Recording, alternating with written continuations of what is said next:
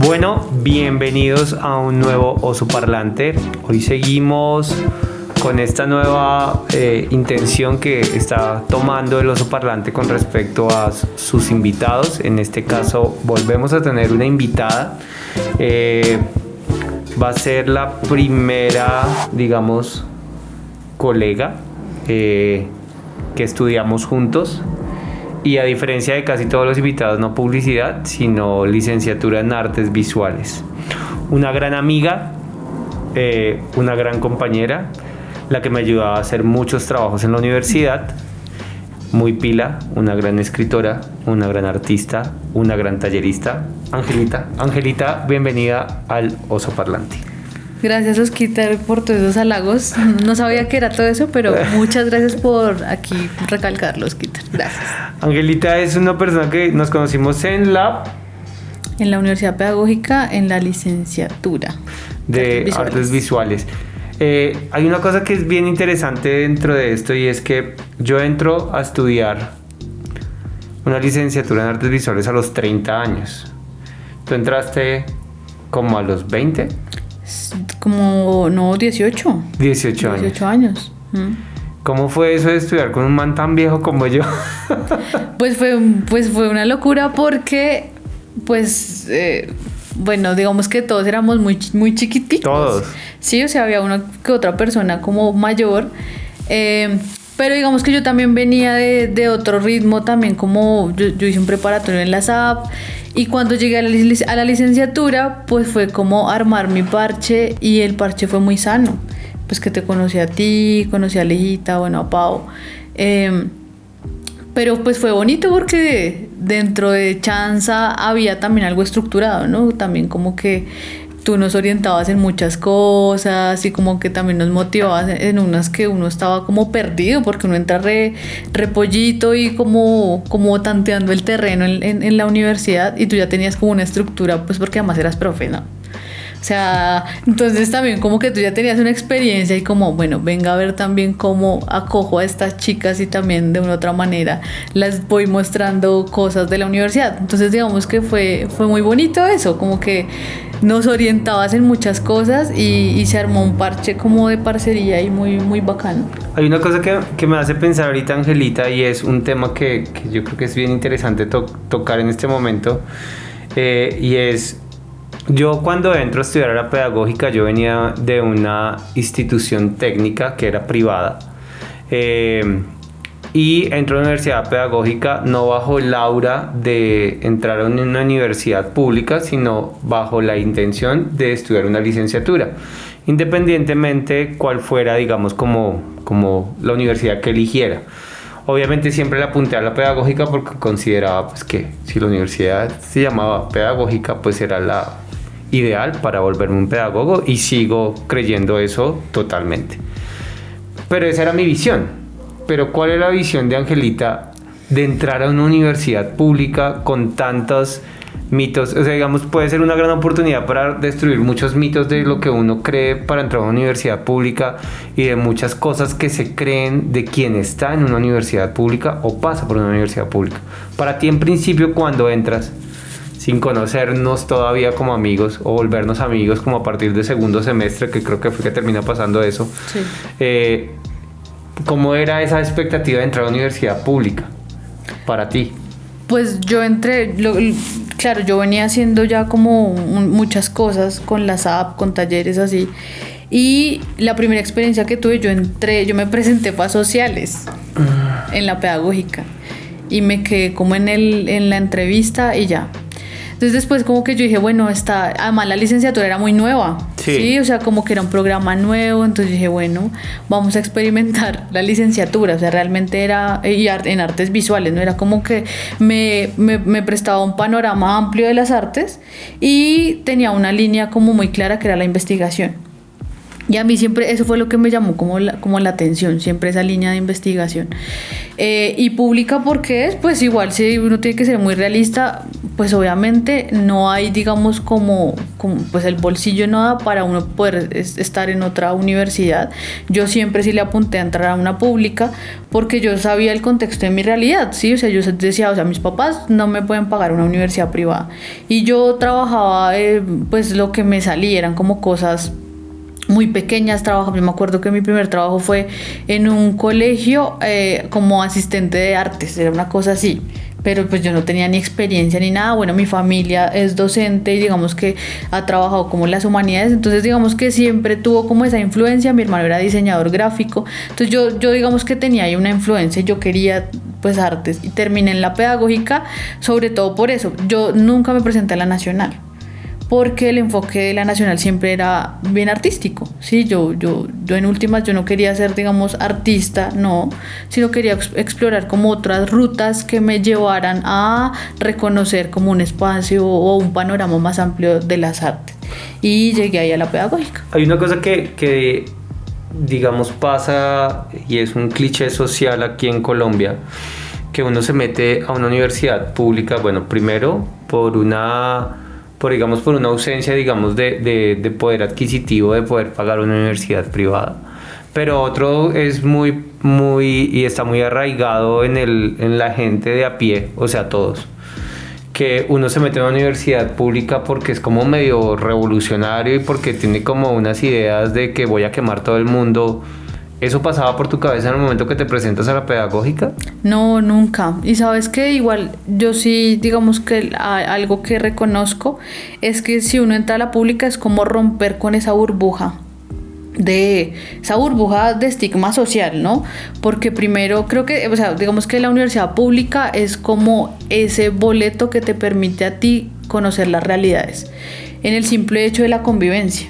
Porque precisamente uno, pues si lo hablamos, digamos, de estratos, uno convive con todos los estratos en la universidad y conoce muchas realidades, inclusive no solo a nivel, digamos, de ciudad, sino a nivel pues nacional, territorial, porque estudiábamos con un indígena, pero también estudiábamos con Ismael, exacto, uh-huh. Pero tú veías también afros, entonces la universidad pública te enfrenta de una otra manera a reconocer socialmente cómo es toda esta, digamos, cómo es ese panorama cultural y social de un país. Entonces digamos que es eso, es salir de la burbuja que te muestran que, no sé, idealizar las artes, o inclusive romper esa idea de que vas a ser un profe, porque nomás el lema de la pedagógica, educadora de educadores, bueno, es romper con eso, ¿no?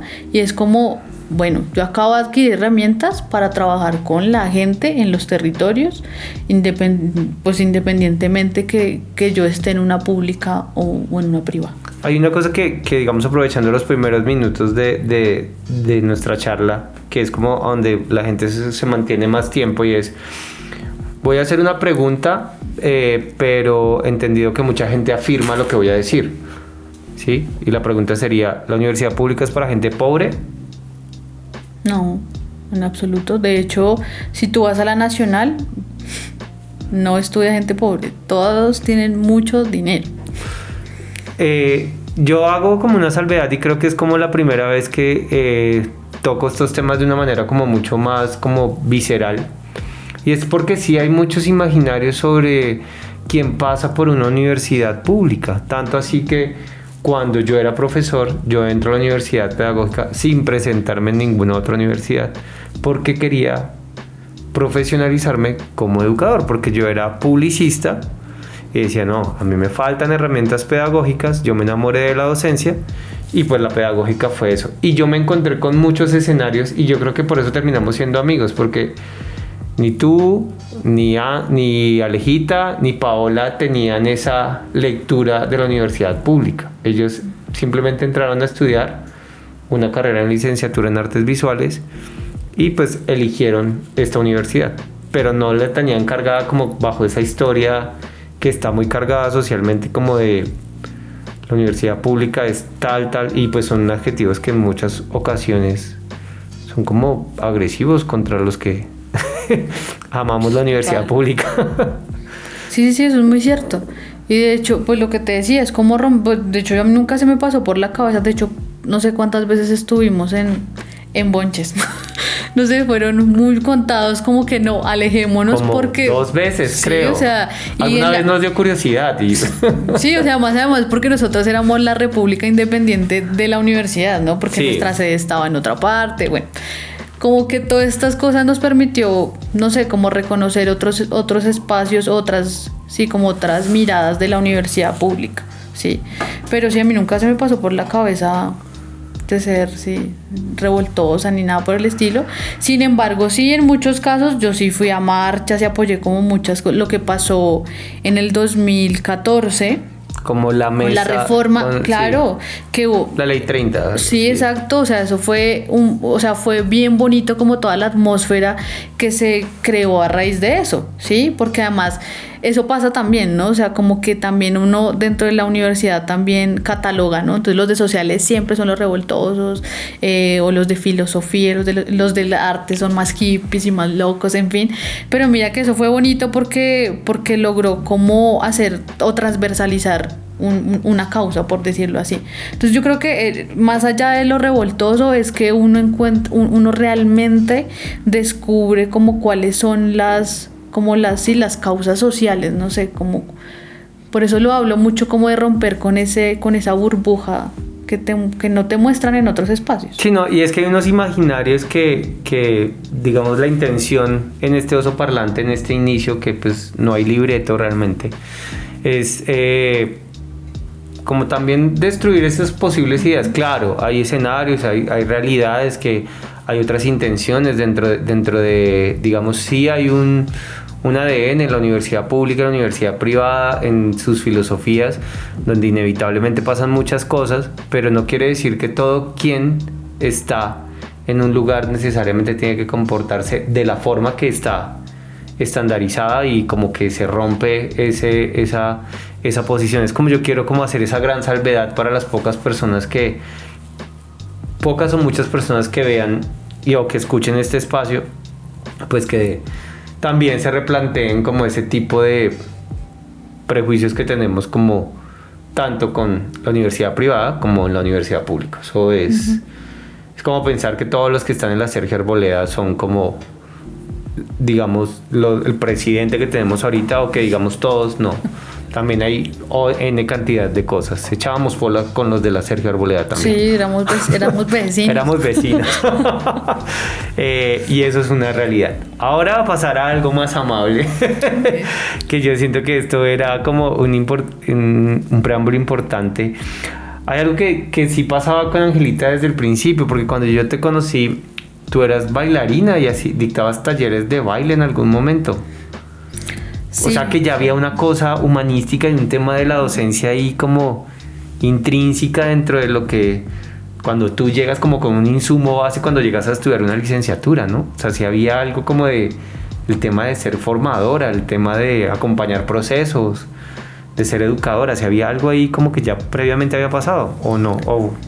Sí, no, claro, porque cuando yo estoy con la SAP, con el proceso de la SAP, pues yo tomo, digamos, como talleres con unos egresados de la SAP, de danza contemporánea y de flamenco.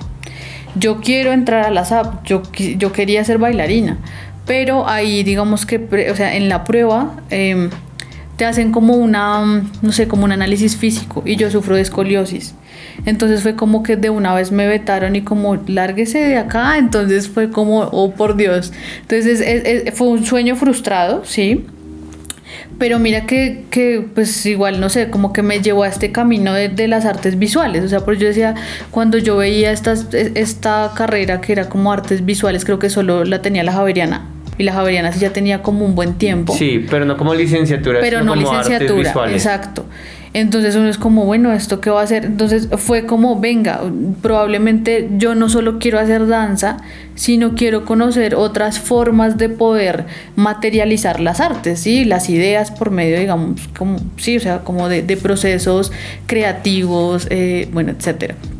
Entonces sí, yo quería ser bailarina, pero digamos que igual eso que yo no haya sido profesionalmente bailarina me permitió a mí trabajar en otros contextos y conocer otras personas y otros procesos artísticos que pues son los que hoy en día pues sigo trabajando. ¿Ya llevas cuánto tiempo de tallerista? Pues es que yo inicié desde la universidad dando talleres en Mártires con adultos mayores, pero eso fue como en el 2012 más o menos. Sí, o sea, ya 9 años Ya más o 9 menos años haciendo sí. taller. Uh-huh. Hay una cosa que es curiosa, yo también me presenté a la SAP, pero antes de estudiar publicidad, y a mí me rechazaron de artes escénicas. O sea, yo puedo ponerle, yo creo que a este episodio nos rechazaron en la SAP, sí, pero nos aceptaron en la pedagógica. Algo así. Visuales, sí. Sí, y hay una cosa que es bien bonita en el tema esto de las artes visuales y de la licenciatura en artes visuales, es que uno se encontraba a muchas personas que querían ser artistas y que no tenían claridad de que se estaban formando para ser licenciados. Ahora bien, que si tenías un talento en particular o una habilidad técnica, ahí me corriges que tú eres mucho más académica en eso que yo, o una habilidad o dominaban una técnica o algo y querían, digamos, explorar esa parte artística, se estrellaron al momento de estar en una licenciatura en artes visuales, porque bien lo decía su nombre al principio, era una licenciatura en artes visuales y había digamos como un golpe. Es muy, eso me pone a pensar, es muy diferente o desde tu experiencia como tallerista y mi experiencia como docente, es muy diferente el artista del formador o el profesor, por decirlo de una manera más coloquial. Pues no es que sean como diferentes, yo creo que lo que toca ver es como como la metodología, igual los artistas también tienen su metodología. Ahorita digamos que yo trabajo es con puros artistas, son realizadores, yo no soy realizadora, por ejemplo, ¿sí? Yo ese camino lo fui encontrando, pero sí digamos que hay unas formas en lo que tú dices, nosotros validamos mucho lo que pasa en el proceso. El artista probablemente muchas veces no le da importancia a su proceso, sino él muestra un producto final, ¿sí? O sea, lo que vale es el producto final. Nosotros digamos que tenemos esa formación en darnos cuenta cómo suceden como esas maneras de desglosar, de codificar y de malear, digamos de una otra manera, las ideas y de plasmar como todo esto que sucede en la cabeza. Valoramos mucho lo que va pasando en ese proceso, ¿sí? Y somos como muy observadores, e inclusive caracterizamos cómo son esos contextos que se dan, ¿sí? Yo siento que ahí es donde está la diferencia, ¿sí? Que uno de profe tú conoces el proceso de tu estudiante, ¿sí? Y sabes si realmente lo hizo al final y ok, o sea, te avalo esto porque yo te acompañé. Un artista probablemente no, y eso nos pasó en la universidad. Nosotros teníamos muchos profes artistas que terminaron yéndose de la facultad porque no nos brindaban o sea, claro, digamos que desde la técnica podían ser muy buenos, pero no nos enseñaban, digamos que eso, o sea, usted me tiene que presentar una escultura para tal cosa, ¿sí? Tú la presentabas, pero ¿qué pasa a raíz de eso si yo soy torpe? Eso es válido, ¿sí? Que yo sea torpe con la arcilla, que yo sea torpe construyendo, que me dé miedo o que eso tenga que ver con mi frustración, eso hace parte de mi proceso. Probablemente si tú lo presentas como obra puede que te lo validen o no, si está feo, ¿sí? Y ahí es donde empieza pues la carreta conceptual, ¿no? Para poder argumentar que digamos, es mi arte, ¿sí? Por decirlo así. Sí. Y digamos que el profe sí valora mucho eso. Sí. Ahí yo voy a traer a colación un profesor que quiero mucho y que me enseñó mucho dentro de esas dinámicas de proceso, que es Fernando Domínguez, un realizador audiovisual, un gran profesor, que terminó siendo como amigo de nosotros en cierta forma en algún momento, y en una clase de dibujo y hablando, o sea, digamos como poniendo el ejemplo de esas dinámicas de procesos para los artistas visuales o realizadores o profesores que están viendo esto, que es como nuestra reflexión, creo, dentro de los procesos de creación artística, y es como la exaltación y entender el proceso de cada individuo. Tocaba hacer un ejercicio como con carboncillo y tocaba hacer cosas como de movimiento. Angelita, digamos, poniéndonos en comparación, mi grupo de amigas, que era Ángela, Paola y Alejandra, todas de una u otra forma pintaban.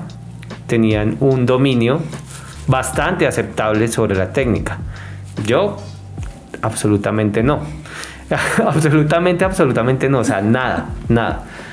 Y Fernando fue uno de esos profesores que, como tuvimos una profesora en particular, que pues no voy a nombrar porque pues no está chévere hablar de cosas feas, pues tuvimos una profesora que digamos como que siempre esperaba ese resultado final que digamos el mío nunca fue digamos valorado.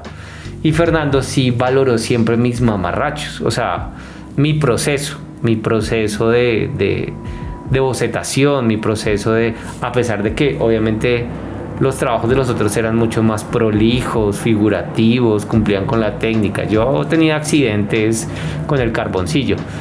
Y eso termina siendo como muy importante. Yo diría que algo que aprendí, digamos, dentro de mi experiencia en la docencia, y esto se lo compartiré a Fernando Domínguez, y es, para mí, él fue el mejor profesor que yo tuve porque fue el que me dejó, digamos, unos mandamientos sin de habérmelo dicho sobre qué era lo que terminaba siendo realmente importante dentro de un proceso de formación. ¿Tú te acuerdas de algún profe que haya sido como relevante para ti en un campo positivo frente a eso? Porque pues hablar feo de alguien pues no está chévere. No, pues bueno, dentro de la universidad no, sí, Fernando. De hecho, mira que, claro, yo de hecho aprendí muchas cosas de él y por eso es que yo me fui por la línea del audiovisual y de la creación, sí, o sea, sí, de imagen y sonido. Y fue por eso, yo creo que a pesar de que nosotros estuvimos muy poquito tiempo con él, sí, creo que lo que él nos enseñó nos permitió precisamente enamorarnos de esas formas del quehacer como artistas formadores, sí, porque estamos trabajando como en esa misma línea. Y pues Luisa Ordóñez, sí, Luisa Ordóñez, no, o sea, ella también trabajaba unas cosas que te ponían a investigar, de hecho, ¿sí? Y ella lo trabajaba desde otra perspectiva, ¿no? O sea, total, como era, no sé si la palabra sea la adecuada, pero era muy rigurosa, ¿sí? Sí, era muy rigurosa, había unas planeaciones supremamente complejas y digamos estrictas dentro de lo que debíamos aprender, y pues ella sí o sí bajo otro modelo nos llevaba al resultado que ella pues posiblemente proyectaba que nosotros podíamos dar, ¿no? Sí, y que cada tema que ella lo trabajaba pues te pone a investigar y de una u otra manera a hacer un proceso de creación que terminara expresando lo que ese movimiento, lo que ese colectivo de artistas hicieron a la manera como tú lo apropias. Y eso es la educación, es apropiar un montón de conceptos y de conocimientos y ponerlos en un contexto con determinadas personas y a partir de sus necesidades, de sus gustos, de sus formas de hacer, de sus tiempos, ¿sí? De sus percepciones, y eso es lo que hace un profe. Y bueno, y otra profe, María Angélica Carrillo, que le aprendí un montón. Sí, investigación total. O sea, creo que esos tres profes marcaron así. Y bueno, David Zapata también hay. Bueno, es que hay varios, Santiago, sí, muchos. Por ejemplo, yo, digamos, anécdotas como importantes trayendo al tema académico, y es... tú recibes un aval importante a nivel de escritura con Luisa Ordóñez, ¿no? Sí. Un aval importante me refiero a nivel de obviamente ponerle una calificación numérica a un ensayo. Yo nunca olvido eso, como que muy pocas personas le han sacado una nota por encima de, no sé, de 3. Bueno, yo saqué como 2.1 en ese ensayo. Nunca, en el primero saqué como 1.8, en el segundo como 2.1. ¿Y tú te fuiste con un 5 en uno de esas? Como te fuiste, sí, con una nota así, sí, como que nosotros, wow. Y ahí yo siento que ahí fue como una luz verde para ti, para también decirte, eres muy buena escribiendo, ¿no? También escribes, ¿no? Sí. No, pero igual también fue como a prueba-error, ¿no? O sea, ¿crees que fue un accidente? Fue un accidente que, sí, claro. Y mira que ese accidente, ¿sabes cómo lo fue? Que creo que uno se estrella por el mismo campo artístico, porque uno muchas veces tiende a ser muy tecnicista, ¿sí? Como a ponerle arandelas a algo y termina, digamos, aislando mucho lo que uno realmente siente, ¿sí? Que muchas veces uno puede estar en contra, ¿sí? Y creo que fue eso, fue como también descubrir qué es lo que necesito contar a partir de eso que yo estoy viendo. Entonces creo que fue como eso, como que yo también, ay, me voy a sacar cuando 5, oh por Dios. Entonces es eso, es como darse la oportunidad a uno de contar cosas que uno quiere a partir de una realidad que tú reflexionas, o de una, sí, no sé, como de una particularidad que tú de una otra manera detonas ahí lo que realmente piensas de eso. Creo que eso fue lo que me permitió ver ella con ese ensayo, y a partir de eso pues sí, seguí haciendo lo mismo y me fue bien. Sí, descubriste una forma. Sí, no, tú descubriste una forma de escribir, encontraste una forma de abandonar como muchos miedos que hay al momento de escribir, que considero que es una de las actividades más complejas a nivel académico. Es muy complejo escribir en cualquiera de las áreas de conocimiento, o de exploración artística o literaria o académica, desde lo más purista como en alguna formación hasta lo más, digamos, abstracto, como digamos, puede ser otro modo, digamos, contar una historia sobre algo. Considero que escribir es algo supremamente complejo, y creo que eso también lo da la licenciatura, eso también lo da la investigación, eso también lo da la pedagógica. Es un insumo que es bien importante dentro de la universidad, inclusive que muchos no se gradúan de algunas universidades por no haber podido entender cómo escribir y cómo haber podido, digamos, plasmar sus N cantidad de ideas en un papel y poderlo explicar y que se lo entendieran. Siento que es como algo bien importante eso. Hay una cosa que yo he hablado aquí en este espacio ahorita, que tú eres tallerista, que haces taller. Ya vimos como una pistica de pronto hacia qué lado te fuiste. Tú terminas acompañando, formando, siendo profesora, docente en el área de fotografía y video. Sí, de audiovisuales. Pues inicié con adulto mayor. Yo trabajé en un proyecto de escuelas de artes y oficios en la localidad de Los Mártires, una localidad que es tremenda, digamos que es como un pulmón, un corazón para Bogotá, y que guarda, digamos, un montón de saberes históricos de la ciudad, pues no solo como por su historia, sino por su ¿cómo decirlo? Como por su conocimiento comercial, ¿sí?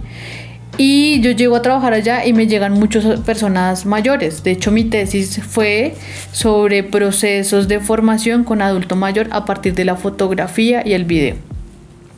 Y fue eso. O sea, la fotografía y el video fue la herramienta que les permitió a ellos contar la historia de sus barrios, contar la historia de sus familias, eso. Y ahí fue que me enamoré, que yo dije como, wash. O sea, la gente tiene tantas cosas por contar que necesitan los medios para hacerlo, y no los conocen y lo tienen ahí a la mano, ¿sí? Y obviamente estas personas, pues obviamente señores, todavía tenían sus cámaras análogas, sabían un montón de todo el proceso químico y fotosensible para experimentar, en fin, me enseñaron muchas cosas. Ya realmente con ellos lo que hice fue aprender.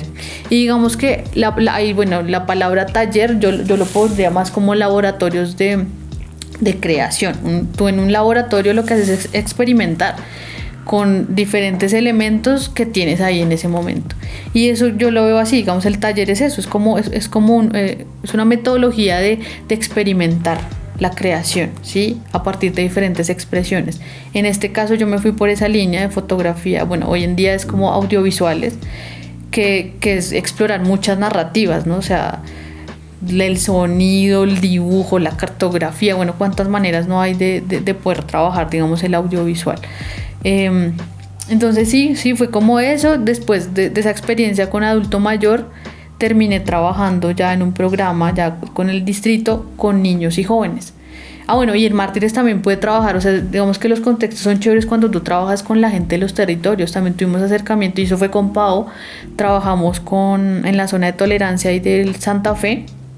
Yo luego fui a trabajar allá y pues atendíamos trabajadoras sexuales, también exhabitantes de calle. Entonces digamos que la experiencia con esas realidades creo que son súper enriquecedoras para uno aprende mucho con las personas, ¿sí? Independientemente de cuál sea el contexto, digamos, pues hablas de un contexto específico, digamos, de Mártires, de Santa Fe, ¿sí? que digamos hay zonas digamos que son muy álgidas socialmente, me refiero a que tienen muchas turbulencias sociales, como de desigualdad, como también de problemática social, y también pues digamos de temas de seguridad, pero también has trabajado con otros tipos como de creadores, ¿no? Como también académicos. Creo que con Cinemateca también hicieron en algún momento alguna cosa. Hay una cosa que tú desde el ejercicio de creación consideras. Hay una frase que se utiliza muchísimo en nuestro país y es como que el arte puede salvar muchos mundos, como muchas cosas, como mejorar como la visión de las personas que están en desigualdad, digamos en vulnerabilidad, o están inconformes con algo, y el arte termina siendo una herramienta supremamente fuerte para canalizar todos esos demonios y esas cosas buenas o malas que experimentan. ¿Tú crees que realmente eso es un carretazo, o realmente sí pasa que el arte, desde tu experiencia, desde lo audiovisual, ¿no? Fotografía y video, sí cambia vidas, sí le da herramientas a las personas de ver el mundo diferente, o tan solo es un carretazo, me perdonarán el comentario, pero un carretazo hippie de que las artes te salvarán? Y no, eso es carreta, eso es pura mentira. ¿Tú desde tu experiencia consideras que eso es real?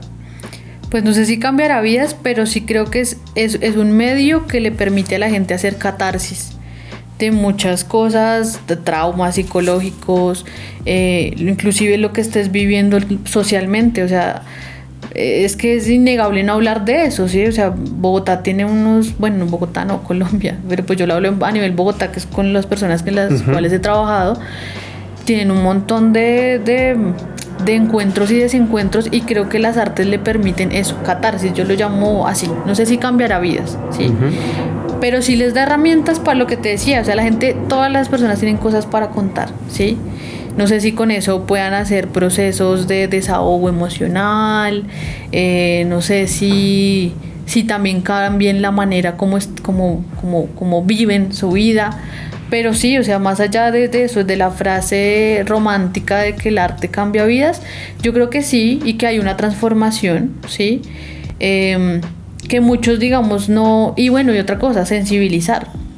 Yo cambiaría eso por hacer catarsis, por sensibilizar. Y bueno, una palabra que está muy de moda es la resiliencia. Y las artes son un medio que permiten eso, ¿no?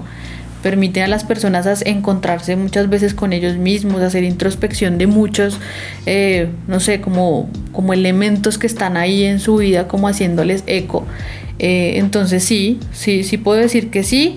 Con las personas con las cuales yo he trabajado, pues creo que me queda como esa satisfacción que les ha permitido eso, como emocionalmente soltar muchas cosas, que otras personas también lo reconozcan, ¿no? Digamos, todas estas historias que tú como las rotas o las circulas, pues hagámoslo, ¿sí?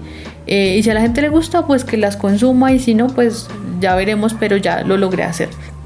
Entonces sí, te diría eso. Son como una manera también de resistir a muchas cosas, ¿no? De hacerle resistencia a muchas cosas que suceden.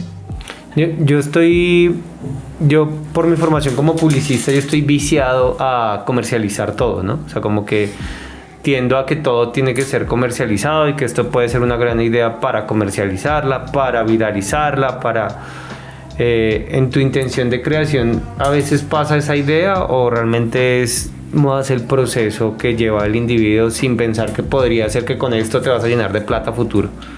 No, claro, no, porque de hecho hasta por eso nosotros tenemos nuestro lado, digamos, comercial. Nuestro dark side, ¿no? Así nuestro lado oscuro, sí, eso es real. Total. Y de hecho a mis estudiantes, en el programa en el que trabajo, hay una línea que es de impulsar y de emprendimiento, ¿sí? Uno dirá, oye, pero a niños, ¿cómo le hablas de emprendimiento? Porque es que eso es lógico, ¿sí? O sea, este sistema funciona con un capital, ¿sí? Y parte, digamos, como de un circuito entre muchas personas, ¿sí? El comercio, ¿sí? Entonces, no, claro, creo que y a las artes les hace falta eso. a uno no le enseñan a autogestionar su propia obra, y eso es lo que pasa. Tú no puedes depender, digamos, en las artes, o de un galerista o de alguien que avale tu arte, porque es que tú mismo lo tienes que hacer, y eso muchas veces se hace en circuitos colectivos, ¿sí? Que se acompañen con, pues mira lo que estás haciendo, uno se une con más personas que de una u otra manera le cogen el hilo a esas propuestas y a esos proyectos que uno tiene, y eso, ¿no? El simple hecho de aliarse entre sí, de que uno le coja el hilo a un proyecto, creo que ahí ya está pensando uno en eso, ¿no? Como en todo lo que puede dar, pues, dinero, sí, o sea, que económicamente es una salida, pues. Yo que me quedé más en el lado de la docencia y de la publicidad, porque yo de las artes visuales me alejé simplemente como un espectador. Es más, no soy ningún creador, digamos, plástico de nada. Plástico me refiero como o pintura, inclusive fotografía, que era como algo que yo tenía como muy marcado y que pues, realmente dejé de lado. Ayer, que es como el podcast anterior que va a salir como la semana anterior salió un podcast y es con Margarita, y Margarita es una profesional en gestión de industrias creativas y culturales, creo que es así el orden más o menos, y ella ponía eso como en la discusión o como en la charla que teníamos, y es que los artistas no fueron, o en algunos casos no se les dio a pensar en cómo darle un valor económico a su obra. Entonces, pues aparecen estas nuevas profesiones que comienzan a pensar en eso, como en la parte administrativa del artista, no solamente de firmar el contrato, sino como darle un valor a la obra de arte. ¿Crees, digamos, como que tú estás más inmersa en el ejercicio del arte o en la actividad artística, que los artistas todavía tienen esa falencia al momento de darle un precio a su obra, de poderla pensar para ponerla en galería y decir, bueno, mi cuadro cuesta tanto, mi escultura cuesta tanto? ¿Sí hay una falencia ahí o...? Sí, o sea, yo la sigo viendo y de hecho a mí me pasa, porque digamos uno no solo se dedica a la docencia. Uh-huh. Si tú conoces algo y eres bueno en eso, uno pues empieza a hacer pues otras cosas, ¿no? Y le pasa, uno dice, ¿y cuánto le cobro? ¿Sí? Y está eso que uno también, digamos que uno sobrevalora también lo que uno hace, ¿sí? Como que uno dice... No sobrevalora, uno subestima lo que hace, sí, debería inclusive muchas veces darle más valor precisamente a lo que uno hace, y es por eso, porque digamos a uno le han enseñado a que, hay que agradecer porque hay trabajo, sí, como siempre es un pensamiento inclusive miserable, sí, porque uno digamos no le da como, o sea, si yo he gastado esto en lo que he aprendido y tengo que aliarme con este parche para poder sacar este corto o esta exposición, pues eso es lo que tengo que valer, no me están haciendo un favor. Y creo que el arte tiene, o bueno, con los compañeros o desde mi experiencia pasa eso, que uno vives con lo poquito, como con los recursos que tienes, y es como, venga, hagamos con eso, porque no solo nos pasa a nosotros, pasa en muchos sectores. Entonces sí siento que hay muchas personas que todavía no le saben dar el valor a su trabajo, ¿sí? Y es a su conocimiento inclusive. Hay una cosa que decía Margarita, y era que nosotros por nuestra cultura, pues parafraseándola, sería como nosotros nos acostumbramos o creemos que las cosas que nos dan placer son gratuitas. Y ella lo explicaba que el placer es gratis, y lo explicaba, digamos, desde la música, porque, digamos, su nicho de mercado, digamos, es la música. Entonces decía, las personas se acostumbraban a aprender el radio, escuchar una canción y disfrutar con esa canción, bailar, tomarse algo, charlar, enamorar, sufrir, bueno, ser feliz, lo que sea, lo que le despertara, digamos, el acompañamiento musical. Cuando comienzan a aparecer plataformas y comienzan a cobrarle para tener, digamos, exclusividad sobre ese material, como por ejemplo Spotify, creo que ahora si tú no pagas, tú le dices, ok, reproduce tal artista o tal, entonces te demanda es un género y no digamos la canción exacta, que antes sí se podía hacer si uno no pagaba. Entonces lo que decía es nos acostumbramos tanto a pensar que lo que nos daba placer, entendido como las artes, era gratuito, que inclusive nosotros los de a pie, o sea, los que no creamos cosas artísticas, no valoramos el arte o sea, no valoramos esas cosas que nos generan ese tipo de placer, ¿sí? Tanto así que no pagamos la entrada a un teatro, copiamos, digamos, ¿para qué voy a comprar esta obra si realmente lo que puedo hacer es tomarle una foto, imprimirla y ya? Entonces, ¿será que sí hay una cultura donde nosotros, los de a pie, los colombianos, no valoramos? O sea, en una generalidad, ¿no? Estoy hablando de una generalidad. ¿Será que no valoramos y nos damos cuenta que eso tiene un precio? ¿Pensamos que el placer, dentro de ese contexto, que el placer es gratis? Sí, pues yo creería que sí, y eso también es causa de que nosotros no estamos educando públicos. Pasa con el cine, o sea, con el cine colombiano, pues si no hay público para ver cine colombiano porque no los hemos educado, pues no les va a... prefieren ir a ver algo más comercial, ¿sí? Lo mismo pasa en el sector musical, ¿sí? Lo mismo pasa con todo, y es por eso mismo, hay un proceso, mira, ya lo estás planteando, es un proceso de educación también, y es de educación de públicos, porque nosotros somos los que terminamos consumiendo. Aquí ya estamos hablando de esa relación de consumir, y en muchos casos somos prosumidores, porque además de consumir, también producimos. Entonces creo que es eso, es como una lectura mucho más amplia hacia quien yo dirijo ese tipo de cosas, ¿no? O sea, es como una problemática mucho más amplia de solo llevarlo a que eso, a que la pasión es gratuita. Uh-huh. Y eso viene de toda esa problemática, no estamos educando para ese tipo de cosas, ¿sí? ¿Pero por qué? Porque no valoramos, generalizando otra vez, porque no valoramos una producción artística, un proceso creativo. Digamos, una persona muy cercana hizo el ejercicio de editar un video de algo que le estaba realizando, y le tomó una semana realizar un video más o menos de unos 2 o 3 minutos, y él me planteaba, oiga, es muy demorado esto, o sea, ¿y ustedes en cuánto tiempo lo realizan? Pues yo me demoraría 1 día y medio, 2 días. El Chino Frank, que es el que edita, se demoraría, basado en su experiencia y su ejercicio práctico, se demoraría, no sé, 2 horas editando eso. Entonces creo que no valoran este proceso. Es como, esto es un llamado fuerte a decir, venga, los procesos de creación a nivel artístico, plástico, o en nuestro campo que es las artes visuales, tienen un proceso arduo, complejo, de estructuración, de aprendizaje. ¿Consideras que es como que no hay un valor sobre eso, o sí hay un tipo de público que ya fue educado y que, digamos, ellos sí valoran y vuelve el arte exclusivo de unos y para los otros no?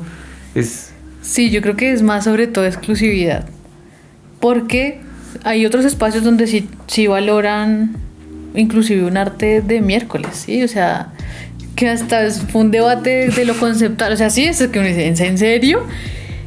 Yo creo que es eso, es como que no nos hemos puesto a pensar cuáles son los espacios. De pronto también hemos mirado los espacios donde realmente a mí me van a valorar lo que yo hago, ¿m?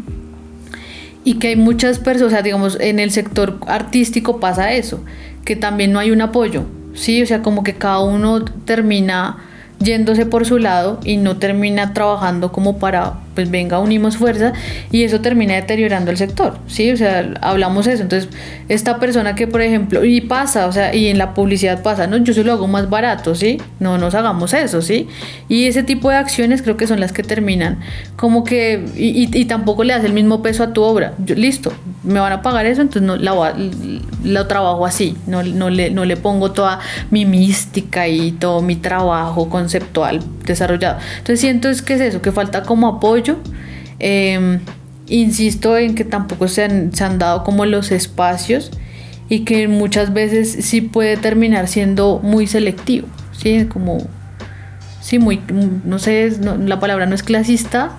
Tú lo mencionabas ahorita, como que es como... La palabra es como snob, ¿no? Sí, como, una cosa así. Sí. Sí, bueno, termina siendo como muy exclusivo para algunas personas, ¿o no? Porque sí, o sea, porque digamos, bajo la premisa de la producción, de conseguir dinero, de estar todo el tiempo, pues no de pronto en muchos escenarios no se permite como decir, venga, observemos, tomémonos un tiempo, revisemos que esto puede aportarte algo.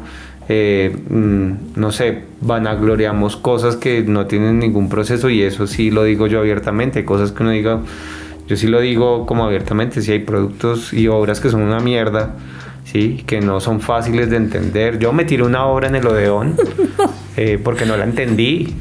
Bueno, la tiramos todos, pero al único que pillaron fue a mí. El artista se dio cuenta y me regañó, y eran como un tema de unas hojas, unas resmas y un grafito. Bueno, el artista, si algún día yo llego a ser, si este podcast llega a ser muy grande, yo fui el que dañé su obra. Dañé su obra, valorada como en 20 millones de pesos ese día, creo. Pero sí, no entendemos muchas cosas, o sea, como que no estamos, y inclusive nosotros estábamos formados en el área, digamos, académica del arte, y no entendíamos la obra, ¿no? Sí. Y bueno, en fin, hay muchas cosas como que son muy raras y muy bizarras dentro de este proceso de la no educación del público, del tema del que el artista de pronto no entiende, digamos, su proceso, de que nosotros como docentes también dejamos de lado eso. Digamos, yo no le he perdido el amor a la docencia. ¿Tú sigues enamorada de ese tema de ser formadora? Sí, totalmente. Y mira que eso, creo que ahí también está, pues surge como otra premisa también, si lo quieres llamar así, y es precisamente eso, que muchas veces el arte también todavía tiende a vanagloriarse, a admirarse, a eso que no se toca, pero ¿qué pasa con las expresiones que sí te involucran y que te ponen a interactuar con esas realidades?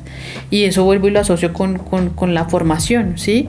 O sea, si realmente usted no lo experimenta, no se unta, no vive la experiencia de decir si me gustó o no me gustó, ahí no está pasando nada, ¿sí? No estás aprendiendo absolutamente nada. Y eso también pasa con las artes, todas, y sí, o sea, las generalizo a todas. Sí, creo que Para irle dando, Juanito, ¿cuánto llevamos? 48. Gracias, Juanito. Para comenzar a dar puntadas para el cierre de este oso parlante, ¿cuáles son las artes visuales? Porque hemos hablado de las artes visuales, pero de pronto alguien dirá, bueno, ¿pero a qué se refieren con artes visuales? O sea, ¿cuál es el compendio de las artes visuales? Pues bueno, las artes visuales yo lo definiría hoy en día como todo lo que consumimos, porque realmente toda la información que nos llega hoy pasa por medio de visualidades y sonoridades, ¿sí? Si lo hablamos de esta forma. Pero si lo abordamos desde la licenciatura en artes visuales, pues digamos que implica todo como un conocimiento amplio, ¿sí? Implica todo un conocimiento amplio de las ¿cómo lo llamamos? De las artes, no es que no sabría decirlo, como de las artes tangibles, por decirlo así, ¿sí? Yo me acuerdo que en la universidad exploramos todo un panorama desde la pintura, el dibujo, la escultura, fotografía, exploramos una parte de video y obviamente abordamos documental, ficción, y pues finalizamos ya como con un proyecto en un determinado como espacio, ¿sí? Muchos de los proyectos. También instalaciones, el exacto. famoso environment. Environment, sí, como conocer una amplia como, yo no sé, como manifestaciones expresivas a partir del arte, ¿sí? Lo único que obviamente no tocamos muchas veces fue, digamos, como lo música y lo escénico. Nosotros éramos como muy reacios, lo estoy hablando desde nosotros, porque si habían compañeros que hacían performance, ¿sí? Que eso es otro debate también, ¿no? Del performance también, y creo que el performance es muy importante para uno como profe, ¿sí? Cómo te expresas, cómo uno se comunica ante el otro, cómo lo ven los demás, etcétera. Pero siento que eso, o sea, las artes visuales es como comprender un panorama de las artes que terminan comunicando y expresando muchas manifestaciones, y pues eso, pues a través de la historia, sí. A través de la historia. Pero están soportadas sobre una técnica, me refiero a pintura, fotografía, sí, siempre pues, están soportadas por algo que tenga que ver con una técnica, con pues la exploración de una técnica. Lo que yo vi en la universidad sí estaban como avaladas con con movimientos artísticos, con parches colectivos que se sentaron a decir, nuestro movimiento es este. Creo que esas son las artes visuales. Sí. Hablando de un parche colectivo, tú tenías un colectivo artístico que se llamaba Buceta, ¿no? Sí, esa idea fue tuya. Sí. Que ya fue como, hagamos una buceta. No, hagamos. Colectivo. Si se hacen colectivos, ¿por qué no hacemos una buceta? No, que se llame Buceta. Buceta, tal. Fue como, oiga, sí.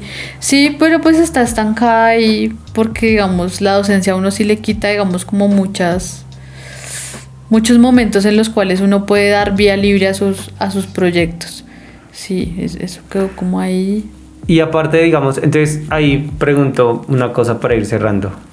Si dejaras de ser docente y acompañar estos procesos, digamos, acompañamientos de formación, ¿sí? O talleres, bueno, no sé, es que hoy estamos muy técnicos porque pues tenemos muchas...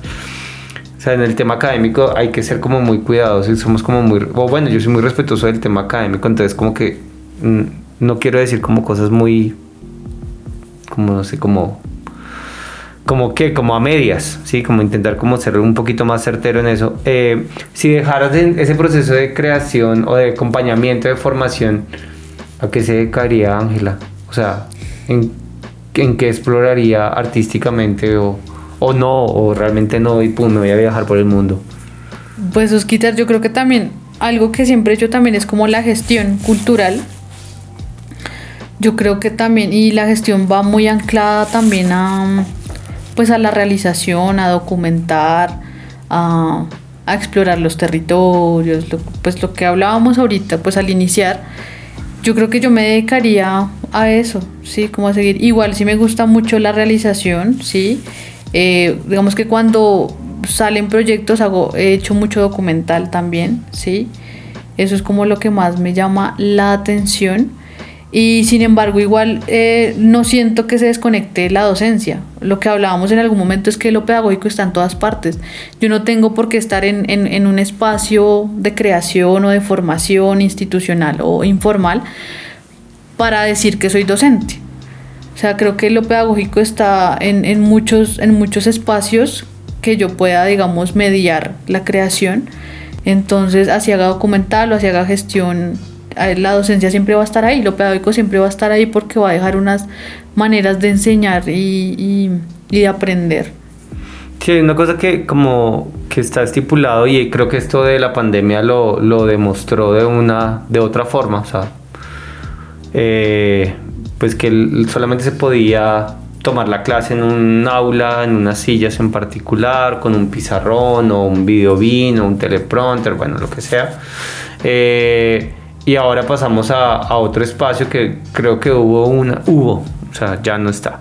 Hubo una oportunidad importante cuando nos tocó pararnos frente a un computador y hacer una puesta en escena y un performance para poder explicarle a los chicos N cantidad de cosas que antes podíamos hacer y que de pronto nos dábamos cuenta que éramos súper histriónicos cuando estábamos dictando una clase, y ya ahora solamente tenemos que expresarnos a través de nuestro rostro porque, no sé, la cámara no me da como toda la visión. Creo que otra vez ahora quedamos atrapados en el tema de una pantalla, ¿no? Entonces ahora se nos limitó aún más el espacio y se perdió esa oportunidad, y muchos consideran que no hay otra forma de aprender. Eso ha cambiado. Tú digamos, ves que la gente siquiera vea la posibilidad de que se conciba la educación de otra manera, o sea, como de salir de ese encuadre. Por ejemplo, a mi hija yo la tengo en un homeschooling ya totalmente. Ella se forma, o sea, nosotros estamos ahí como en esa onda de ella se forma en casa, ¿sí? Pero ella, en teoría, basado en lo que nosotros queremos, pues no vuelve a un colegio como tal, porque creemos que está como todo muy cuadriculado. ¿Será que sí va a cambiar esto un poquito, o vamos a volver otra vez a las aulas a encerrarnos y a copiar el tablero? No, Osquitar, yo creo que sí, lo virtual llegó realmente para quedarse. De hecho, lo virtual no era nuevo. El año pasado... Las famosas TIC, ¿no? Claro, TIC. o sea, y yo hablaba de que eso, o sea, la virtualidad era algo que ya se venía dando en muchos lugares, sobre todo en España, ellos conocen muchas metodologías, digamos, el aula invertida, ¿sí? El aula invertida es que el docente, por ejemplo, en los espacios virtuales lo que hace es darle toda la información, como mire esto, y en los espacios presenciales los chinos llegan, es hacerlo práctico, porque lo práctico realmente termina, pues tú afianzas el concepto y todo lo que realmente aprendiste, es en la práctica donde uno dice, oiga, aprendí.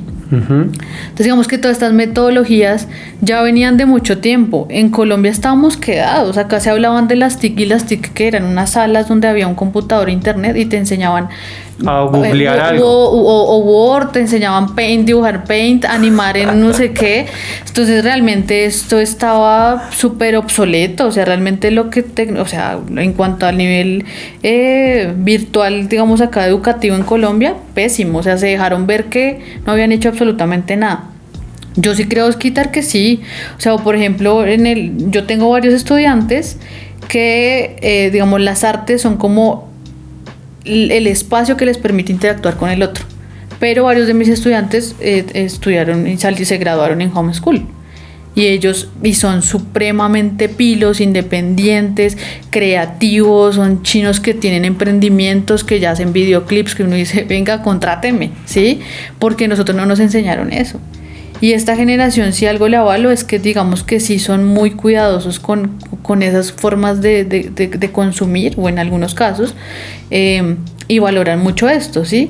Y bueno, y también digamos que lo virtual también dejó de vislumbrar eso, porque también dicen que es que estos chinos son nativos porque nacieron en la era de la tecnología. No, porque no hay una alfabetización realmente de lo virtual como herramientas que te funcionen, ¿sí? Más allá de que tú puedas manejar unas redes sociales y que también puedas generar contenidos en línea, pues es como, venga, yo cómo estas herramientas realmente me pueden servir todo termina siendo como muy intuitivo, ¿no? Exactamente. Entonces digamos que sí hay que seguir ese proceso, pero sí, o sea, creo que es la forma más efectiva de lograr procesos pues bien, o sea, como que se afiancen bien. Bueno, Angelita, pues nada, ha sido ya como para ir cerrando, ya ha sido como una conversación muy importante, digamos, a nivel académico. Creo que está pasando el oso parlante por un punto de quiebre bien chévere, bien divertido para mí en cuanto a lo que, digamos, a estas nuevas narraciones que estoy encontrando acá. Aunque al ser licenciado en artes visuales y publicista, pues decanté en este espacio que es el oso parlante. Gracias por haber aceptado la invitación, porque yo sé que estás súper ocupada trabajando todo el tiempo, aunque pues debo ser honesto, yo le dije y ella dijo sí, de una, sin ningún problema, pudimos cuadrar agenda muy rápido. ¿Hace cuánto nos veíamos ya? Hace como un añito, ¿no? Nos vimos antes, no, año y medio. Año y medio, mucho antes de la pandemia. Y este es el hito de esta nueva humanidad. Angelita, ya las cámaras son tuyas, lo que quieras decir, lo que quieras dejar como reflexión, un saludo para alguien. Mamá, estoy triunfando. Nada, gracias por este espacio, gracias por tu labor tan hermosa como docente, que tú, digamos, lo haces desde siempre y no lo has abandonado, y veo que todavía estás súper apasionada. Yo sí tuve mi desinflada en el área de la docencia, también llevaba como 13, 14 años como docente y hubo un momento que me desinflé, pero tú sigues todavía ahí al lado del cañón. Gracias, esta es mi forma este es mi escenario, esta es mi aula. No sé qué quieras decir, Angelita, para terminar. No, pues Osquitar, gracias por la invitación, sí, y realmente creo que este es un espacio que además de invitación, provoca a otras personas. Estos formatos, lo que yo hablaba ahorita contigo, pues son espacios educativos realmente. Poner en diálogo temas que a uno le llaman la atención o que tienen afinidades con el otro, pues, y que se reflexionan, pues está chévere que los pongan a disposición de otras personas, ¿no? Que uno encuentra pares o que probablemente también ellos dicen, no, refuto esto, eso también está bueno. Entonces, te agradezco por este espacio, qué chévere que traigas estos temas, y pues nada, no, a todo el mundo, que crean en lo que hacen, sí, que le den pie a sus proyectos, a sus ideas, pues a los profes, chévere, y a los artistas, que chévere, que se dedican a la formación, pues que sigan como en su ejercicio, que no les dé miedo de pronto equivocarse. Creo que uno todo el tiempo se equivoca, aprende pues con los contextos con los que uno esté trabajando, y pues nada, para adelante, porque creo que sí es como una manera de resistir a muchas cosas que pasan tan feas en este país y en el mundo. Entonces sí es como una manifestación sí es un grito de liberarse realmente. Y pues nada, estos formatos y estos espacios son muy valiosos para la reflexión, Osquitar. Chévere. Gracias, Angelita. Entonces, otro adjetivo que no sé, me los voy a tatuar. Este espacio de resistencia, este espacio nostálgico, este espacio terco del oso parlante, les da las gracias. Espero se hayan quedado hasta el final. Inevitablemente tengo que pedir esto: compartan este producto, este trabajo, que mucho cariño sí le metemos todos los días cada vez que lo construimos, y las personas de acá pues son supremamente importantes para la historia de nosotros. Y nada, con esto damos por terminado el episodio 25 del oso parlante. Nos vemos en el próximo. Chao, muchachos, y un aplauso como siempre.